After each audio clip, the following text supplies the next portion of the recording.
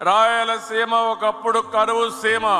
అందరూ నాయకులు అన్నారు రాయలసీమ ఎడారిగా మారిపోతుందని. నేను ముఖ్యమంత్రిగా నేనే విట్నెస్ చేశాను. ఏదైతే రాయదుర్గ కాన్స్టిట్యున్సీ మన కాలవ శ్రీనివాసులు గారి నియోజకవర్గం ఎడారిగా మారిపోతా ఉంటే దాన్ని ఎడారిగా మారిపోకుండా ఉండడానికి ప్రత్యేకమైన కార్యక్రమాలు చేపట్టాం. దేశంలో తక్కువ వర్షపాతం పడే జిల్లా అనంతపురం జిల్లా.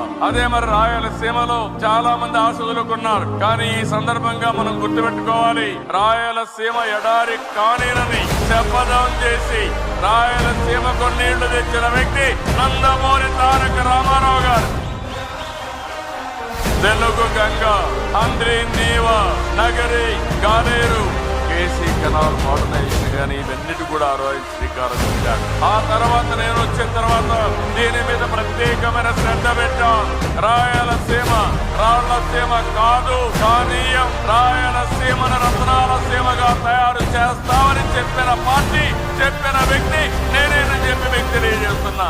సేవల్లో సోషల్ రీఇంజనీరింగ్, పేదరికం లేని సమాజం తెలుగుదేశం పార్టీ లక్ష్యం. 2 రూపాయలకే కిలో బియ్యం, జంతా వస్త్రాలు, పక్కా ఇల్లు, పెన్షన్ ఇచ్చింది అన్న ఎన్టీఆర్. చాలిని పెన్షన్ 5 రెట్లు పెంచారు. 200 రూపాయల నుంచి 1000 రూపాయలు చేశాం. ఒకే సంతకంలో 1000 రూపాయల పెన్షన్ ని 2000 చేశాం. ఇప్పుడు ఏకంగా భారతదేశంలో ఏ రాష్ట్రంలో ఇవ్వని విధంగా 4000 రూపాయల పెన్షన్ మన చంద్రన్న అందిస్తున్నారు. ఇంతేకాదు డ్వాక్రా, దీపం, అన్న క్యాంటీన్ ఇచ్చింది మన చంద్రన్న. భారతదేశంలో ఏ నాయకుడు సాహసం చేయలా, కానీ మన నాయకుడు చంద్రన్న సాహసం చేసి ఎన్ని ఆర్థిక ఇబ్బందులున్నా ఇచ్చిన బాబు సూపర్ 6 హామీ నిలబెట్టుకునేందుకు ముందలికి అడుగులేస్తున్నారు. మన ప్రభుత్వ అధికారులకు వచ్చిన వెంటనే పెన్షన్ పెంచాం. మూసేసిన అన్న క్యాంటీన్లు తిరిగి ప్రారంభించాం. మెగా డిఎస్సి ఏర్పాటు చేశాం. వచ్చే నెలలో తల్లికి వందనం ఇస్తున్నాం. ఆగస్టు మాసంలో ఉచిత బస్ ప్రయాణం కూడా మన ప్రభుత్వం అందజేయబోతుంది. ఇప్పుడు ఏకంగా P4 కాన్సెప్ట్ తో పేదరికం నుంచి కుటుంబాలు బయటికి తీసుకొచ్చేందుకు చేయూత అందిస్తున్నారు మన చంద్రన్న. తెలుగుదేశం పార్టీ ఆవిర్భావం తర్వాత బడుగు బలహీన వర్గాలకి ఆర్థిక రాజకీయ స్వాతంత్రం వచ్చింది.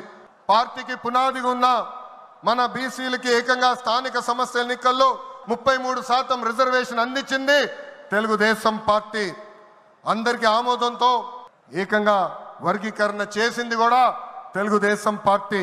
నా జీవితంలో ఎప్పుడూ చూడని విధంగా కడప మహానాడు జరిగింది. ఎన్నో మహానాడులు చేశాం.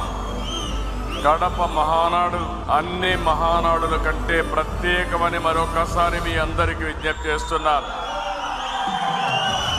ఈ మహానాడుకు కారణమైనటువంటి కడప జిల్లా నాయకత్వాన్ని, రాష్ట్ర నాయకత్వాన్ని మనస్ఫూర్తిగా అభినందిస్తున్నా. ఇక్కడ